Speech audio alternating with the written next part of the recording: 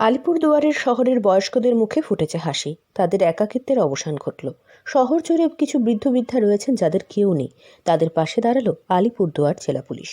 কারো বয়স 60, আবার কারো বয়স তারও বেশি। বয়সের ভারে কার্যক্ষমতা হারিয়েছে এই বয়স্ক ব্যক্তিরা। তাদের দেখভাল শুরু করেছে পুলিশ কর্মীরা। বেশিরভাগই যারা যায় কি প্রবীণ নাগরিক যখন বাড়িতে একা থাকে, ওনাদের কোনো শারীরিক আশ্বস্তার জন্য কোনো হেল্প লাগবে বা কোনো অন্য কাজের জন্য যখন হেল্প লাগছে, তখন কেউ পাশে দাঁড়ানোর জন্য নেই।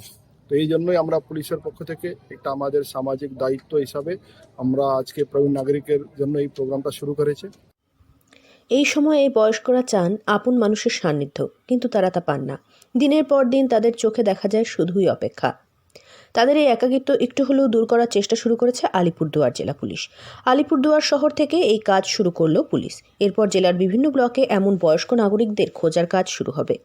বয়স বাড়লে স্মৃতিশক্তি দুর্বল হতে শুরু করে, যার কারণে এই প্রবীণ নাগরিকদের একটি করে ছবি ও পুলিশ কর্মীর নম্বর সহ একটি আই কার্ড দেওয়া হয়েছে তাদেরকে।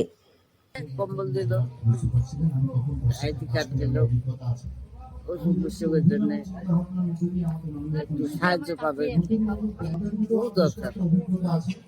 আমাদের ক্ষেত্রে তো আমরা খুশি। ছেলে মেয়ে আছে, ছেলে মেয়ের আমি তো একাই করি, একাই খাই, কি করবো। তাদের জন্য একজন করে নোডাল অফিসার নিযুক্ত করা হয়েছে, যারা প্রবীণ নাগরিকদের বাড়িতে গিয়ে খোঁজ খবর নেবে। মাসে একবার স্বাস্থ্য পরীক্ষার ব্যবস্থা করা হবে তাদের। এমনকি প্রবীণ নাগরিকরা যদি কোনো অসুস্থতা বোধ করে, তাহলে ফোন করলে কর্তব্যরত নোডাল অফিসার পৌঁছে গিয়ে তাদেরকে হাসপাতালে নিয়ে যাবেন।